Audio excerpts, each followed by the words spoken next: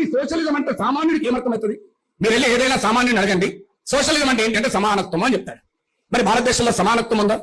ప్రపంచంలో సమానత్వం ఉందా? మీకు ఒక ఉదాహరణ చెప్తాను. ఈ దేశంలో 22 కోట్ల మంది ప్రజలకు ఏటా ప్రతిరోజు కనీసం 375 రూపాయల ఆదాయం లేదు. 375 రూపీస్ డైలీ ఇన్కమ్ కన్నా తక్కువ వాళ్ళు ఇండియాలో 22 crores ఉన్నారు. కానీ గౌతమ్ అదానికి ప్రతిరోజు 1600 కోట్ల ఆదాయం ఉంది.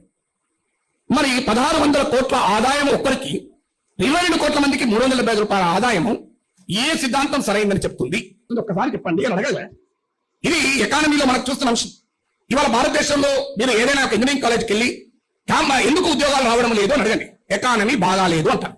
ఎస్ఎఫ్ఐ స్టూడెంట్ కావాల్సిన అవసరం లేదు. మీరు ఎన్ని నార్మల్ స్టూడెంట్ అడిగినా ఎకానమీ బాగాలేదు అందుకే ఉద్యోగాలు వస్తలేవు అంటారు. ఎకానమీ ఎందుకు బాగాలేదు? ఈ ప్రశ్న అడిగారనుకోండి మీరు విద్యార్థులు, వాళ్ళకి ఆన్సర్ లేదు. ఇది ఎకానమీ ఎందుకు బాగాలేదు అంటే పాకిస్తాన్ వాళ్ళు మన దేశాల్లోకి టెర్రరిజం పంపుతున్నారంటే బాగాలేదు అంటాడు. లేదు, ఎకానమీ ఎందుకు బాగాలేదంటే ముస్లింలు అందరూ అవకాశాలు తీసేసుకుంటున్నారు కనుక ఎకానమీ బాగలేదు అంటారు. ఎకానమీ ఎందుకు బాగలేదంటే రిజర్వేషన్ వల్ల ఎకానమీ బాగలేదు అని చెప్తాడు. కానీ ఎకానమీ బాగలేకపోవడానికి కారణాలా? కానీ ఇవి కారణాలు కాదు అని మనకు తెలుసు. కానీ విద్యార్థులు వీటిని ఎందుకు నమ్ముతున్నారు? ఎందుకు నమ్ముతున్నారంటే ఒక బలమైన ప్రాపగండా ఆ రకంగా వాళ్ళని నమ్మిస్తుంది. దేశ ప్రధానమంత్రి 2024 ఎన్నికల సమయంలో సామ్ పెట్రోడా అనే ఒక నాయకుడు వెల్త్ ట్యాక్స్ ఎందుకు విధించకూడదు, ప్రపంచంలోని అడ్వాన్స్ కంట్రీస్ లో కూడా వెల్త్ ట్యాక్స్ ఉంది, సంపద పైన పన్ను, అమెరికాలో కూడా వెల్త్ ట్యాక్స్ ఉంది, ఎందుకు మన దేశంలో సంపద పైన పన్ను విధించకూడదు అని ఒక మాట అన్నాడు. ఇన్హెరిటెన్స్ ట్యాక్స్, వారసత్వ పన్ను ఎందుకు విధించకూడదు? వారసత్వ పన్ను అంటే నాకు 1000 కోట్లు ఉన్నాయి, రేపు నా పిల్లలకు 1000 కోట్లు ఇస్తున్నాను, నాకు 1000 కోట్లు అందులోకి ఒక 10 కోట్లు వెల్త్ ట్యాక్స్ గా ఎందుకు ఇన్హెరిటెన్స్ ట్యాక్స్ గా ఎందుకు తీసుకోకూడదు? ఇది సామ్ పెట్రోడా అనే అతను ప్రతిపాదించిన అంశం. ఇది వెల్త్ ట్యాక్స్ ఇన్హెరిటెన్స్ ట్యాక్స్ ఉండాలని సామ్ పెట్రోడా చెప్పాల్సిన అవసరం లేదు, మనం కూడా చెప్తాం. దీన్ని తీసుకుని నరేంద్ర మోడీ ఊరు ఏం చెప్పాడు? మీ దగ్గర మీ పొలం తీసుకుంటారట ముస్లింలకు ఇస్తారట, మీ ఫ్లాట్ తీసుకుంటారట ముస్లింలకు ఇస్తారట, మీ మెడల మీద ఉన్న మంగళసూత్రం తీసుకుపోయి ముస్లింలకు ఇస్తారట. అసలు సమానత్వం అంటే ఆకలిని సమానంగా పంచమని ఎవరని చెప్పాడా? సంపదను సమానంగా పంచాలి అని అంటే నేను దారిద్ర్యాన్ని సమానంగా పంచుతానని అర్థం చేసుకుని పెద్ద ఎత్తున దేశంలో ఎలక్షన్ టైంలో క్యాంపెయిన్. కానీ కౌంటర్ ఎంతమంది చేయగలిగారు? కొంతమేర కౌంటర్ అయింది కనుకనే 300 నుంచి 200 పడిపోయింది, లేకపోతే పడిపోకపోయేది. మరి ఎందుకు ఈ పరిస్థితి వచ్చింది? సంపద పైన పన్ను ఎందుకు వేయాలి? భారతదేశంలో 1% of the population own 40% of wealth. మన దేశంలో ఉన్న సంపదలో 40% 1% మంది చేతుల్లోనే ఉంది. 40.1% టు బి స్పెసిఫిక్. మరి న్యాయమా? భారతదేశంలో క్రియేట్ అవుతున్న ఇన్కమ్ లో 22.6%, నియర్లీ 23% కేవలం 1% చేతిలోనే ఉంది. ఇది న్యాయమా? దేశ జనాభాలో దిగువలో ఉన్న 50% మంది ప్రజలకు ఈ దేశ సంపదలో ఉన్న వాటా కేవలం 3%. 50% of Indians own 3% of the wealth, 1% of Indians own 40% of the wealth.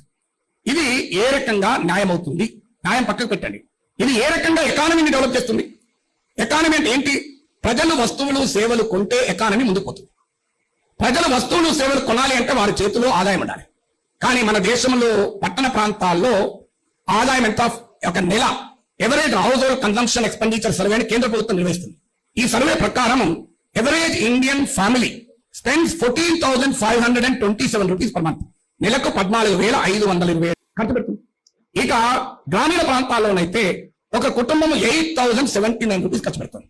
అంటే ఒక గ్రామీణ కుటుంబం 8,000 ఖర్చు పెట్టడం, ఒక పట్టణ ప్రాంతంలో ఉన్న కుటుంబం 14,000 ఖర్చు పెడితే ఈ దేశ ఎకానమీ ఎలా డెవలప్ అవుతుంది? ఈ దేశ ఎకానమీ డెవలప్ కావాలి అంటే కూడా ఈ దేశ ప్రజల కొనుగోలు శక్తి ఉండాలి. ఈ దేశ ప్రజల కొనుగోలు శక్తి లేకుండా చేస్తున్నది ఏంటి? 1% చేతిలో 40% సంపద, 1% చేతిలో 23% ఆదాయం కేంద్రీకృతమై ఉంటే ఈ దేశంలో ఉన్న కోట్లాది ప్రజలకు ఏ రకంగా కొనుగోలు శక్తి వస్తుంది? ఈ కొనుగోలు శక్తి లేనప్పుడు ఎకానమీ ఎలా డెవలప్ అవుతుంది?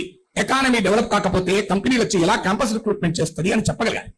అప్పుడు ఆ స్టూడెంట్ లో తన సమస్యగా భావిస్తున్న ఉద్యోగము అనే సమస్యకు ఈ దేశ ఆర్థిక విధానానికి సంబంధం ఉన్నది అని అర్థం చేసుకోగలుగుతాడు.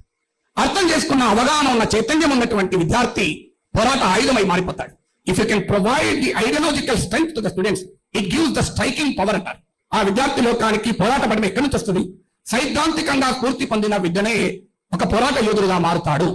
ఇది మనం ఆ సైద్ధాంతిక భావజాలాన్ని ఎలా సమాజంలో ఉన్న కోట్లాది మంది విద్యార్థులకు అందించాలి.